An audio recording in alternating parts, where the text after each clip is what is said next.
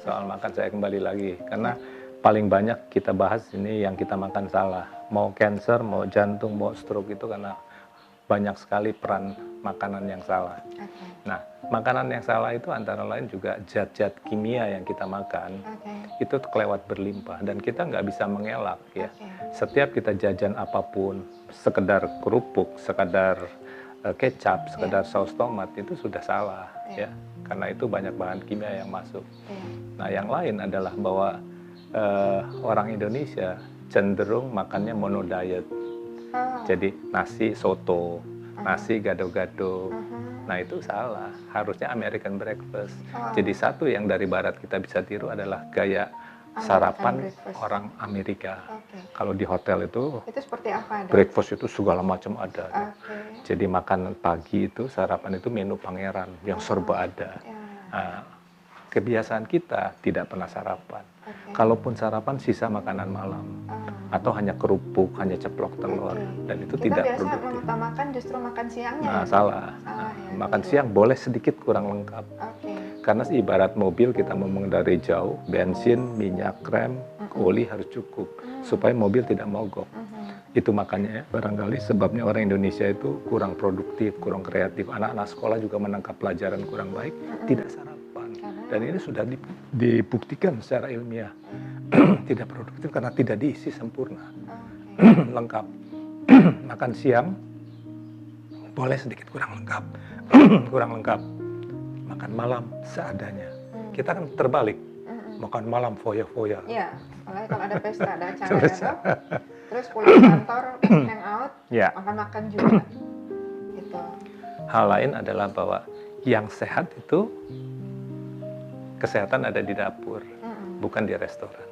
Kalau konsep itu dipegang, semua ibu-ibu masak sendiri, itu jauh lebih menyehat. Tapi kan sekarang ibu-ibu susah masak. Itu masalah. Selalu ada kendalanya di situ. Milihnya apa, mau apalagi enggak. Yang kerja dok. Betul. Situ kendalanya. Nah, jadi, hal lain bahwa makanan itu juga bisa mencegah kanker. Jadi kanker sebagian besar bukan rokok, sebabnya nomor satu adalah makanan. Jadi food additive ya, apa yang kita tambahkan dalam pengawet, pemanis, penyedap, ya, keripik yang bikin garing, itu semua bahan kimia. Kalau sekali dua kali tidak apa-apa, tapi bertahun-tahun kita lihat anak sekolah makan kerupuk yang merah kinclong, itu kan rodamin B, itu kan artinya pewarna tekstil yang tidak cocok untuk tubuh manusia.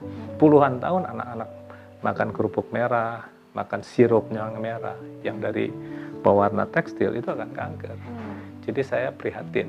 Tapi ya maaf, saya tangannya cuma 2. Saya kasih seminar paling berapa ribu orang, nulis buku paling berapa ratus ribu. Mudah-mudahan banyak yang nonton ini. Nah, saya berharap, jadi terima kasih Ana sudah ajak saya untuk menyebarluaskan karena saya sejak 15 tahun lalu pensiun, saya tidak mau praktek, tapi saya keliling Indonesia untuk menyebarkan ini. Tapi ya berapa? Syukur-syukur YouTube kan lebih. Ya.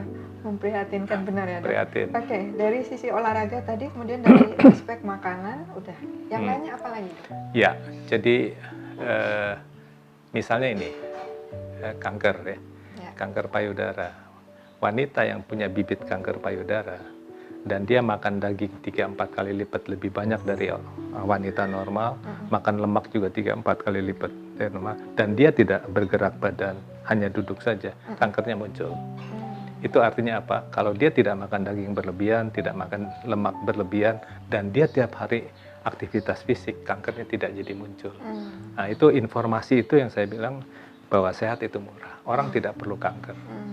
Nanti kita bahas satu persatu. Oh, tentu, ya, tentu. Tentang jadi, kanker, tentang jantung, stroke, dan ginjal, dan sebagainya. Itu tadi menyangkut, kalau genetik gimana dok? Ya, jadi peran genetik hanya 10%. Jadi kalau Anda kena kencing manis, kena darah tinggi, karena genetik, tidak perlu risau. Kalau Anda betul-betul gaya hidupnya benar, minum obat teratur, ya, itu tidak lebih buruk dari orang yang tidak punya turunan. Sebaliknya, yang 90% bukan genetik itu, darah tinggi, kencing manis, yang bukan genetik tapi gaya hidup. Kalau dia slebor, itu lebih buruk nasibnya dari yang genetik. Yang genetik nggak bisa ngelak dong. Saya sudah mewarisi itu, saya nggak bisa, sudah terima saja. Karena given sudah, given. Jadi sudah terima. Tapi jangan risau, tapi 90% ini, maka itu BPJS sampai tekor sekian puluh triliun, karena masyarakat Indonesia sudah sakit semua. Karena apa? Mohon maaf, pembangunan kesehatan menunggu orang sakit. Jadi tunggu obat murah. Ya, Dok? Kenapa tidak di hulu? Saya punya konsep pembangunan di hulu, memberitahu pada masyarakat apa informasi, radio kasih edukasi, TV kasih edukasi. Mencuci tangan saja bisa mencegah 10 penyakit. Mencuci tangan saja yang benar. Kita kan nggak perhatikan, anak sekolah nggak tahu cuci tangan yang benar. Nah itu, jadi kalau pembangunan kesehatan di hulu sampai ke desa-desa, sampai ke hilirnya aman ya dong? Oh, aman, BPJS tidak akan tekor, sudah sehat. Sayangnya dari zaman Pak Harto dulu 30 tahun, 40 tahun yang lalu tidak investasi, tidak investasi, dan anggaran kesehatan di bawah karena dianggap menghabiskan uang. Pak Harto lupa kesehatan itu investasi sumber daya manusia.